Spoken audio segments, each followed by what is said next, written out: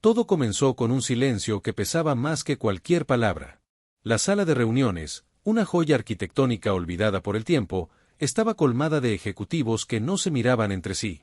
Afuera, la ciudad continuaba su danza de caos y rutina, ignorando que dentro de esos muros se gestaba una traición silenciosa.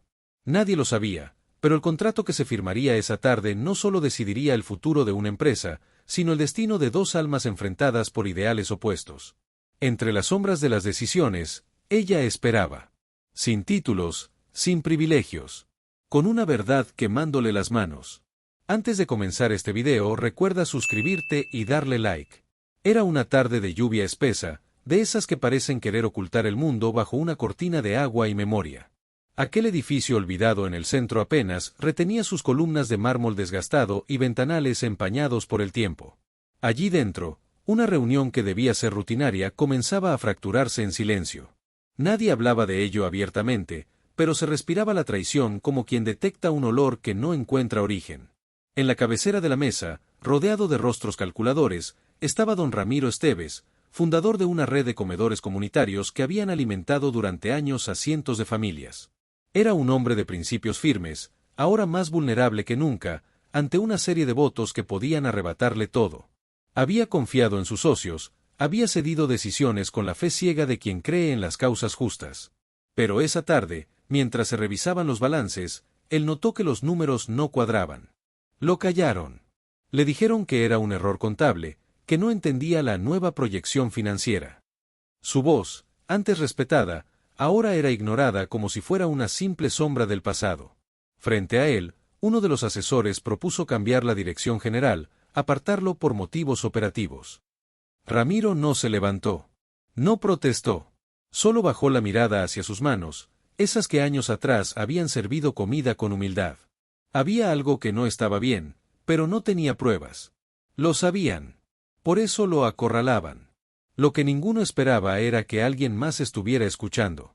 En una esquina del salón, como parte del servicio que limpiaba discretamente tras cada reunión, estaba Miriam. Nadie la miraba dos veces. Desde hacía más de 10 años trabajaba allí, y había aprendido a caminar sin ruido, a recoger sin interferir. Pero también había aprendido a observar. Y en esos meses recientes, había comenzado a juntar cosas que no encajaban. Documentos olvidados en papeleras, correos impresos por accidente, frases entrecortadas que revelaban negociaciones turbias con corporaciones privadas interesadas en desmantelar el programa social de los comedores. Esa tarde, mientras veía cómo intentaban sacar a Ramiro con una votación express, sintió que algo se quebraba dentro de ella. Lo vio solo, desarmado, acusado de no adaptarse. Y entonces, como si el corazón le dictara el gesto, caminó al centro del salón con un sobregrueso en mano. Nadie la detuvo. Nadie entendió qué hacía. Don Ramiro no está solo, dijo, su voz temblorosa pero firme. Y si nadie va a defender lo que construyó, entonces lo haré yo. Los directivos rieron, uno incluso le pidió que regresara al área de limpieza. Pero ella no se movió. Sacó los papeles, colocó sobre la mesa grabaciones y correos donde se hablaba claramente de desviar fondos, de entregar la red de comedores a una firma privada que planeaba convertirlos en franquicias. Ramiro la miró como si acabara de recordar cómo se siente la esperanza. Miriam, ¿por qué haces esto? Ella lo sostuvo con la mirada. Porque usted me dio de comer antes que trabajo. Porque me miró como persona cuando otros me esquivaban. Porque si no digo nada ahora, me voy a traicionar a mí misma. El silencio que siguió fue diferente. No era vacío, era reverencia. Lo que comenzó como una reunión estratégica, acababa de mutar en juicio ético. Nadie estaba preparado para eso. Pero lo que Miriam no sabía aún, era que esas pruebas eran apenas el principio. Lo que venía, lo que estaba por revelarse, sacudiría no solo esa sala, sino toda la ciudad. Y lo haría desde el lugar donde menos lo esperaban. Desde el rincón donde las verdades suelen esconderse. La mañana siguiente no hubo lluvia, pero el aire parecía cargado. Como si algo invisible se hubiese agitado en el corazón de la ciudad. El edificio central amaneció rodeado de periodistas, curiosos y empleados que caminaban con pasos más lentos de lo habitual. La historia de Miriam y su interrupción en la reunión se había filtrado en redes locales, y aunque nadie sabía aún los detalles, el rumor de una traición interna empezaba a abrir grietas en la fachada de los poderosos. La red de comedores estaba en boca de todos, y don Ramiro, sin quererlo, se había convertido en un símbolo de algo que iba más allá de una empresa: dignidad, memoria, resistencia. Adentro, las cosas habían cambiado. El comité directivo, antes firme, ahora se movía con cautela. Algunos negaban todo, otros pedían revisión imparcial y un par de ellos simplemente no aparecieron. Pero lo que les dolía no era lo revelado, sino el hecho de que Miriam se había convertido en algo que no sabían cómo enfrentar, una voz sin rango, pero con verdad. En la sala de juntas, se convocó una nueva sesión. Esta vez con presencia de asesores legales, testigos externos, e incluso autoridades del programa de asistencia estatal. Ramiro fue invitado, pero con la condición de mantenerse al margen de las decisiones. No era oficialmente parte, decían. Solo un espectador. Cuando Miriam entró, no lo hizo con papeles esta vez. Lo hizo con silencio. Su presencia ya pesaba más que cualquier documento. La mirada de algunos directivos evitaba cruzarse con la suya. Pero uno sí se levantó. El mismo que propuso su despido horas antes. Usted no entiende de administración, le dijo con voz firme. Lo que hizo no fue revelación, fue interferencia. Y ahí, se rompió otra máscara. Miriam caminó hacia él sin titubear. ¿Interferir es mostrar lo que ocultan?, preguntó. Luego alzó la voz para que todos la escucharan. El problema no es que yo haya hablado. El problema es que ustedes están acostumbrados a que nadie los escuche. Algunos asistentes agacharon la cabeza. No por vergüenza propia, sino porque sabían que algo más se avecinaba. Ella miró al fiscal estatal presente, colocó en la mesa una lista de empleados que habían sido despedidos en las últimas semanas después de hacer preguntas incómodas. Yo no fui la primera. Solo soy la primera que no se dejó callar. El fiscal pidió formalmente la revisión de todos los contratos recientes. Y en ese momento, otro rostro inesperado se levantó. Camila, una joven del área contable que nunca hablaba en reuniones, pidió permiso para intervenir. Tenía registros internos que mostraban desvíos financieros disfrazados como reestructuración alimentaria. Lo había notado hace meses, pero le dijeron que callara si quería conservar el puesto. Ahora estaba de pie, junto a Miriam, frente a todos. Los directivos intentaron contener la situación. Dijeron que todo se trataba de errores administrativos, que no había mala intención.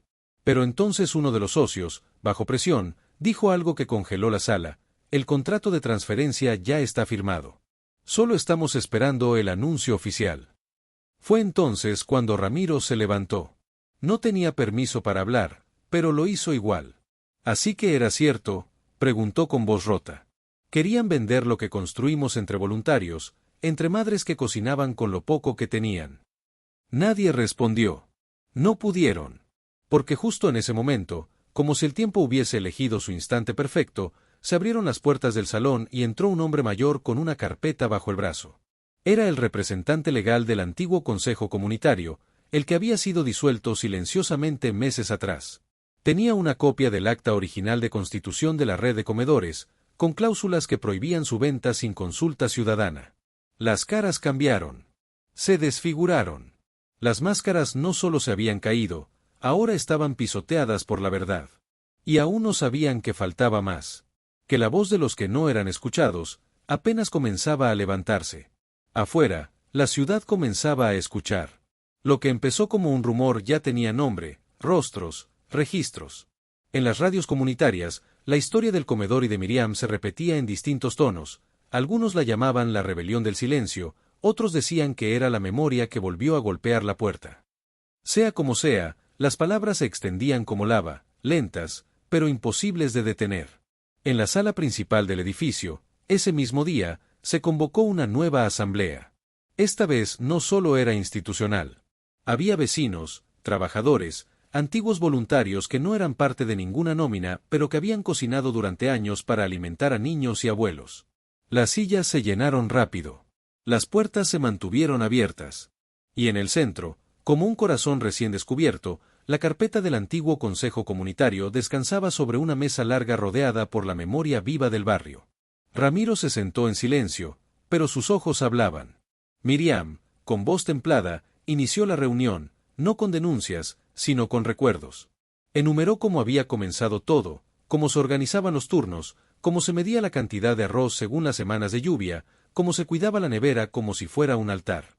Y entonces pasó algo. Uno de los antiguos empleados que no había hablado antes pidió la palabra. Era un cocinero, joven, con voz tímida.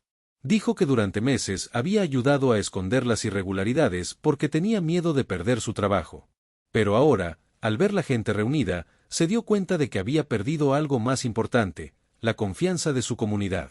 Ese momento marcó un punto de inflexión. La reunión se transformó. Ya no era acusación ni defensa. Era confesión, reconstrucción. Una señora que había sido despedida sin explicación sacó una libreta con anotaciones, fechas, cambios de proveedores, entregas fallidas.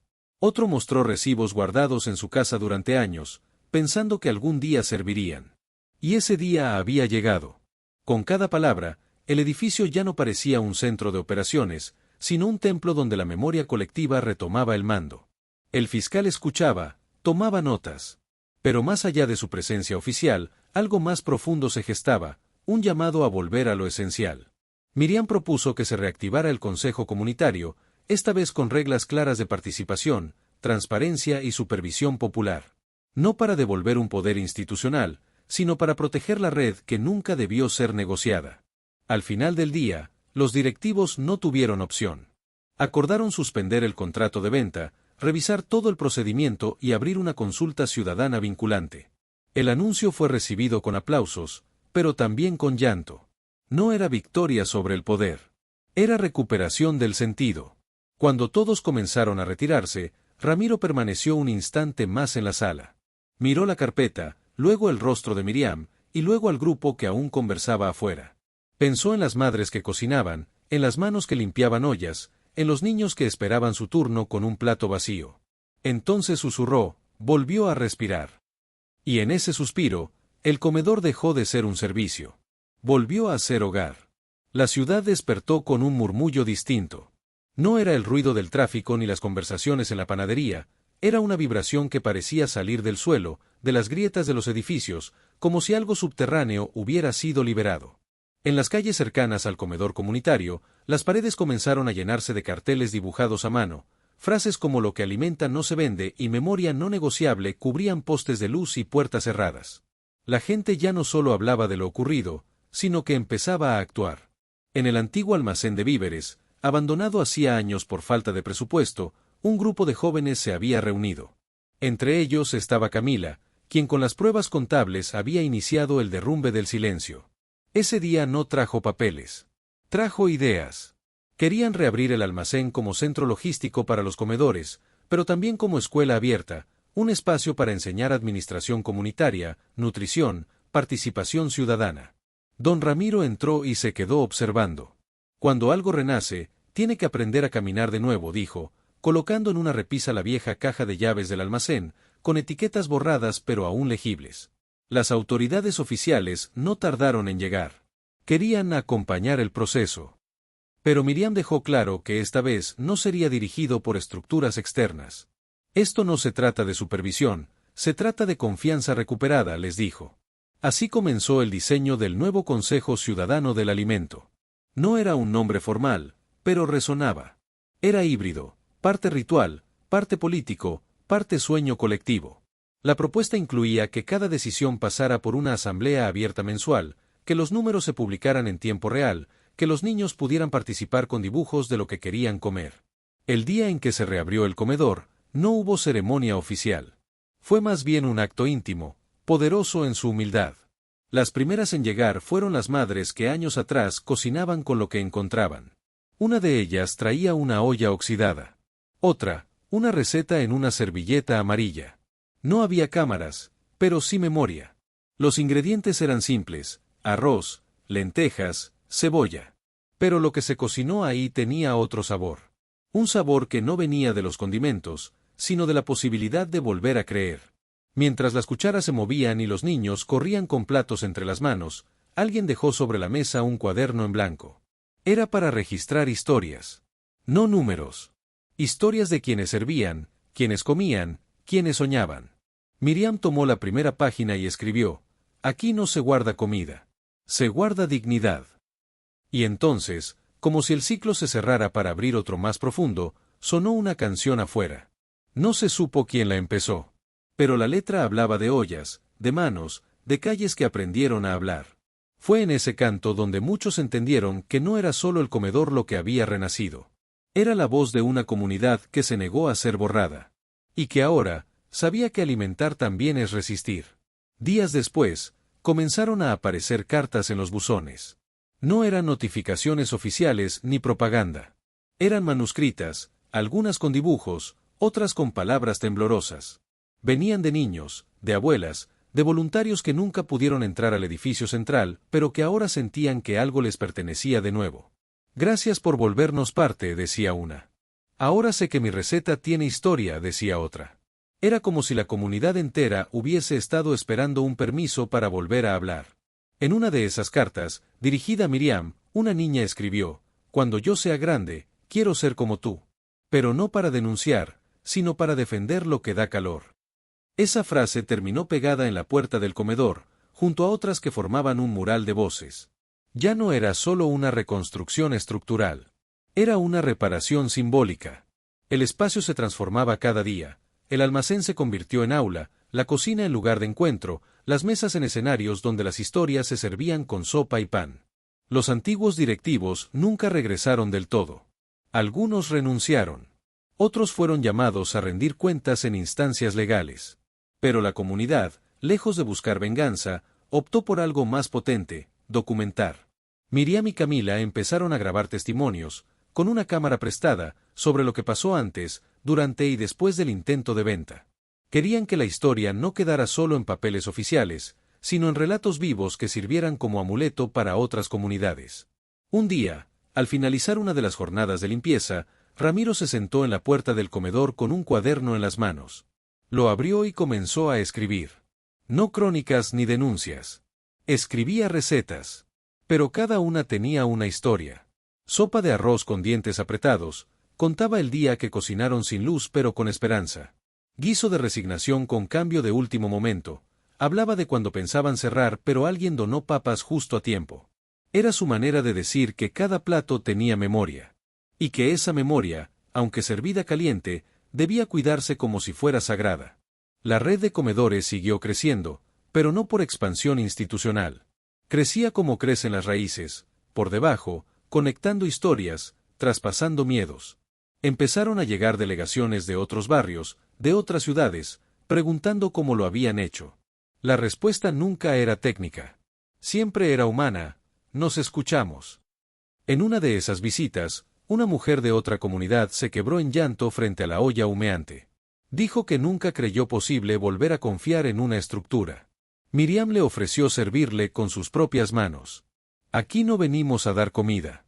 Venimos a devolver destino. Y así, con cada gesto, con cada cucharón lleno, la historia del comedor dejaba de ser un capítulo cerrado. Se convertía en una corriente silenciosa, que recorría esquinas, tejía voluntades y, sobre todo, recordaba que alimentar es una forma profunda de cuidar el alma colectiva. El tiempo comenzó a marcar su paso de otro modo. No por relojes ni calendarios, sino por gestos. La red de comedores ya no era noticia, se había convertido en atmósfera. El barrio respiraba distinto. Cada semana, en algún rincón, alguien iniciaba algo nuevo: una huerta urbana, un taller de lectura con recetas antiguas, una ronda de canciones sobre alimentos que alguna vez curaron. Una tarde, mientras la luz caía con lentitud sobre las mesas del comedor, Miriam recibió una visita inesperada: Rosa, una mujer mayor que hacía años no se dejaba ver. Había sido una de las primeras cocineras, pero también una de las más heridas por el quiebre institucional. Traía consigo una caja pequeña, con fotografías, cartas y una receta escrita en tela. Esto era lo que nos sostenía, dijo. Y en su voz había más peso que en cualquier documento legal. Esa caja se convirtió en altar silencioso, testimonio de que lo íntimo también es político. Camila, por su parte, propuso algo que al inicio parecía simple: registrar las semillas usadas en cada plato. Pero en poco tiempo, la idea tomó otra forma. Empezaron a preguntar de dónde venía cada grano, cada condimento, cada fruta. Descubrieron rutas invisibles, comerciantes que resistían el mercado global, agricultores que seguían cultivando sin químicos, porque decían que la tierra sabe quien la respeta. Y entonces surgió una nueva idea: crear un mapa sensorial de alimentos comunitarios. Un mapa que no era geográfico, sino emocional. Que conectaba sabor con memoria, origen con vínculo. En uno de los comedores satélite, un niño pidió que lo dejaran leer una historia antes de comer. La historia no era suya, era de su abuela. Contaba cómo, durante una crisis, se alimentaron con sopa de cáscaras y fe. Esa lectura se volvió rito. Cada sábado, alguien contaba una historia antes del almuerzo.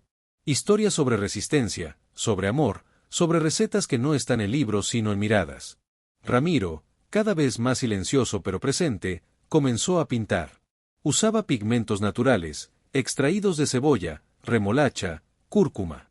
No pintaba cuadros, pintaba superficies del comedor, creando murales que no narraban, pero evocaban. Decía que las paredes también debían recordar. Y así, en ese tejido de acciones dispersas, el capítulo 6 no fue una culminación ni una transición. Fue un suspiro largo. La comunidad ya no hablaba solo de recuperación, hablaba de expansión simbólica. De convertir cada acto cotidiano, servir un plato, escuchar una historia, sembrar una semilla, en parte de un relato mayor. Una noche, sin aviso previo, se apagaron las luces por un fallo eléctrico. Nadie se movió. Alguien prendió una vela, luego otra. Se siguió sirviendo la cena en penumbra. Y en medio del silencio, una niña dijo: «Cuando hay fuego en la mesa, también hay fuego en el alma». Ese fuego, suave pero firme, seguía encendido. Y ahora, nadie podía apagarlo. Cuando el último documento cayó sobre la mesa, ya no quedaban máscaras. Los que habían construido imperios con mentiras no sabían cómo sostener el peso del silencio que se les venía encima. Ella no habló más. No hizo falta. La grabación seguía repitiendo esa frase como un eco eterno: «Si nadie más va a decirlo, lo diré yo». Los rostros que antes se alzaban en soberbia ahora se escondían tras manos temblorosas. La sala no era un tribunal. Era un santuario donde la verdad, por fin, se permitía respirar. Y mientras salía entre las columnas antiguas, sabiendo que el precio de su voz fue la incomodidad de muchos, comprendió que no hay acto más revolucionario que hablar cuando otros callan. Como siempre, si les gustó este video, no olviden suscribirse y dejar su like. Nos vemos en el próximo video.